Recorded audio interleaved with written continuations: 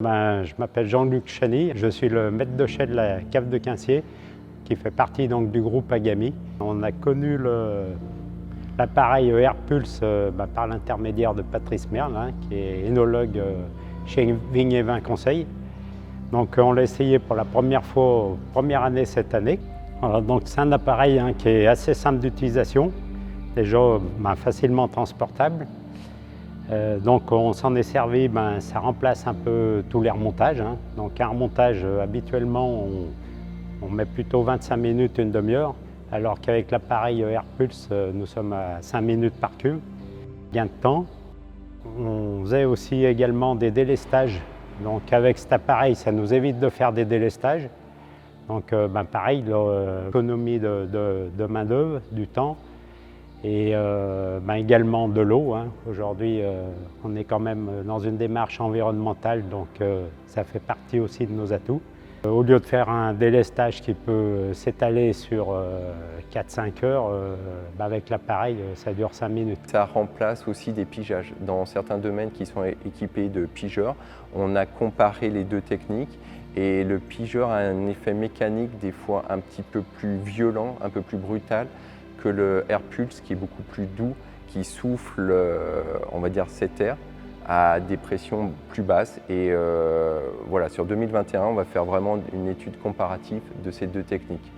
On l'a mis en place donc, dans 2-3 domaines et notamment à Quincier. Et là, c'est vrai que tout de suite, on a constaté, comme Jean-Luc disait, un remontage nous prend 5 minutes au lieu d'une demi-heure. Voilà, le gain de temps est vraiment indéniable. Et ça permet de mettre les saisonniers à d'autres tâches. Donc le principe de cet appareil est vraiment très simple. On aspire l'air de la cuve grâce à cette crépine et on le réinjecte par le bas. Donc on est vraiment en circuit fermé et on n'est pas en suroxygénation où voilà, il n'y a aucun souci, il n'y a pas besoin d'avoir une bouteille d'air comprimé à côté, un compresseur ou des gaz. C'est vraiment voilà, un principe très simple d'aspiration d'air et de refoulement. C'est un appareil qui va bien sur les vendanges et grappées notamment. Donc ça permet de bien casser le chapeau, d'en mettre le jus en suspension. Et ça émiette bien le dessus du chapeau. L'effet vortex, l'émiettage des chapeaux qui donne des vins qu'on a constaté aussi dans d'autres domaines, beaucoup plus ronds, un petit peu plus gras, des tanins un peu moins verts et moins secs. Sur le fruité aussi, c'était plus flagrant. On a des vins un peu plus aromatiques, plus ouverts et des notes de cassis ou de fraises des bois bien présentes.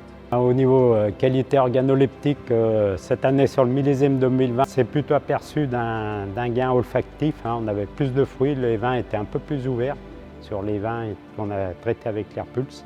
On a notamment un petit peu plus de rondeur. Maintenant, il faut un peu plus de recul pour voir les autres années comment ça va se passer.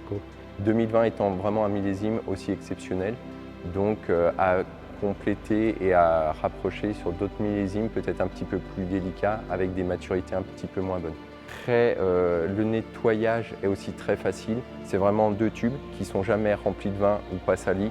On peut changer de cuve très rapidement. On a vu aussi dans certains domaines que la libération de sucre au cours de la FA est beaucoup plus régulière et m'incite à dire qu'on limite les risques de fermentation alcoolique, notamment après pressurage.